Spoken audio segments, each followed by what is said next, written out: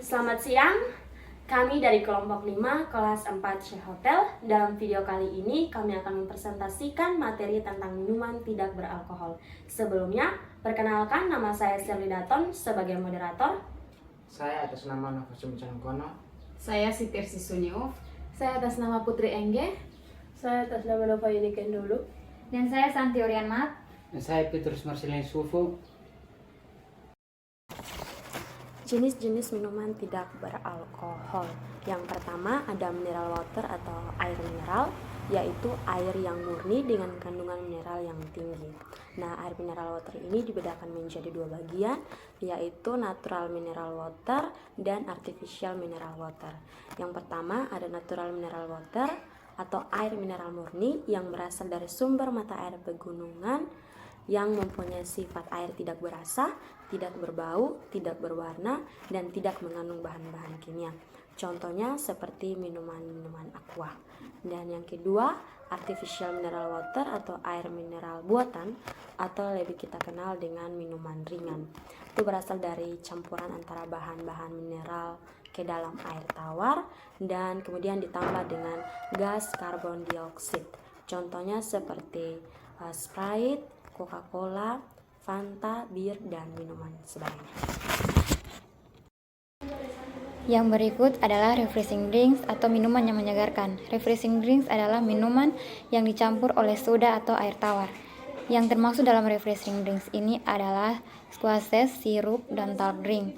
Yang pertama itu ada squashes, adalah minuman yang berbentuk cairan atau bubuk yang diperoleh dari buah-buahan. Contohnya seperti pineapple, homemade lemon, dan orange heart. Yang kedua adalah sirup.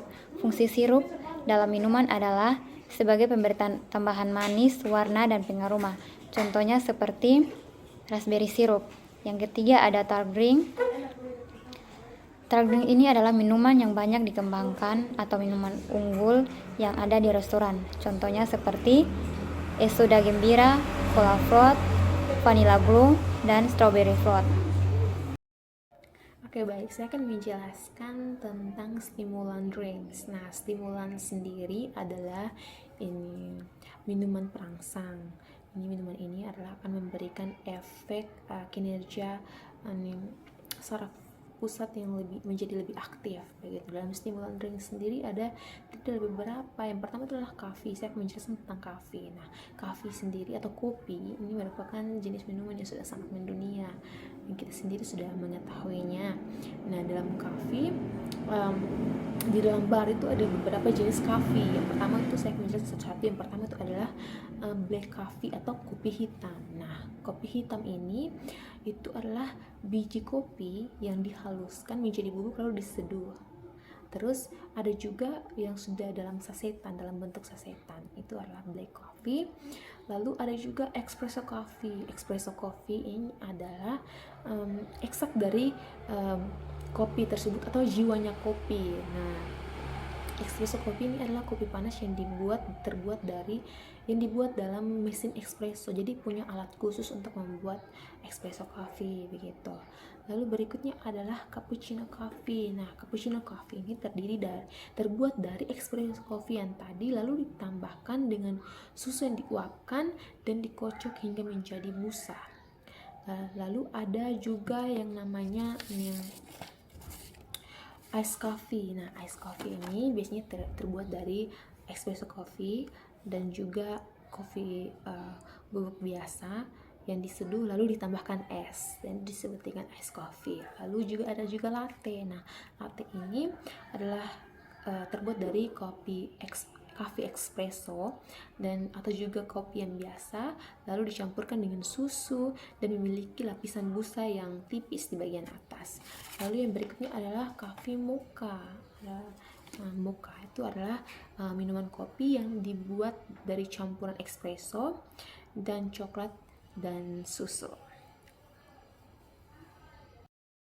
Jenis-jenis susu segar dan susu buatan, yang pertama ultra high temperatur yang lebih akrab disebut dengan UHT.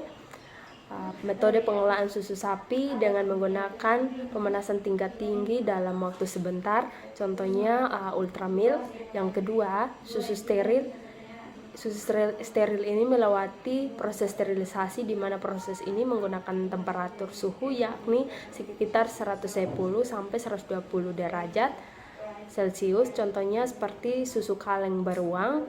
Yang ketiga, susu evaporasi adalah susu sapi yang 60% kadar airnya dihilangkan dari susu segar. Contohnya Nestle. Yang keempat, susu kental manis yang mengandung gula tambahan. Yang kelima, susu bubuk adalah susu yang dibuat dari susu kering yang sudah disolid, contohnya susu dengko. Coklat adalah bahan minta yang diolah dari benih tropis dari pohon kakao Theobroma yang digunakan untuk membuat minuman atau kembang gula. Contohnya seperti hot chocolate dan cold chocolate. Hot chocolate disajikan dengan menggunakan cup disertai dengan gula pasir serta susu panas, sedangkan cold chocolate disajikan dengan menggunakan Highball glass dan disertai dengan simple sirup dan susu dingin. Yang berikut adalah stimulant drinks. Yang pertama adalah green tea. Adalah teh yang dibuat dari tanaman teh yang dipetik dan mengalami proses pemanasan. Yang berikut black tea. Pengolahan teh hitam hampir mirip dengan teh hijau, tetapi daun teh itu dibiarkan menjadi warna coklat melalui proses oksidasi. Yang berikut flavored tea berasal dari daun teh pilihan yang dikombinasikan dengan buah. Teh oolong yang diseduh dengan baik memiliki rasa pahit, tetapi meninggalkan sedikit rasa manis. Baik, yang kelima, minuman bergizi. Minuman jenis ini mengandung zat-zat yang berasal makanan atau yang bergizi. Minuman ini terbagi atas 3 bagian, yaitu jus, sirup buah, sirup alami. Yang pertama, jus. Jus merupakan cairan yang secara alam terkandung dalam jaringan buah atau sayur yang segar. Jus diperoleh dengan cara mekanisme yaitu merangsang daging buah segar atau sayur yang tampak mengandung panas atau pelarut. Misalnya jus jeruk.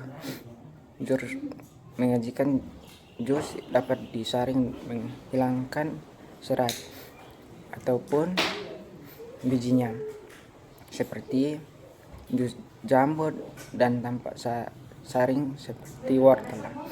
Yang kedua, sari buah merupakan sari dari buah yang segar diperoleh dengan jalan merangsang atau mendapatkan air. Contohnya sari jeruk, sari anggur, sari tomat, sari nanas, dan sari pepaya, sari wortel. Untuk menjaga sirup buah yang terdapat baik dan segar, maka disimpan dalam ruang yang bersuhu dingin 10 derajat Celcius. Fungsinya, sari buah digunakan sebagai bahan penyampur atau membuat minuman campuran atau koktail. Yang ketiga, sari alami. Sari alami yang diperoleh dari tanaman tanpa campur dari bahan pengawet dan umumnya dapat langsung diminum, misalnya air kelapa, air rotan, air bambu, dan air kaktus.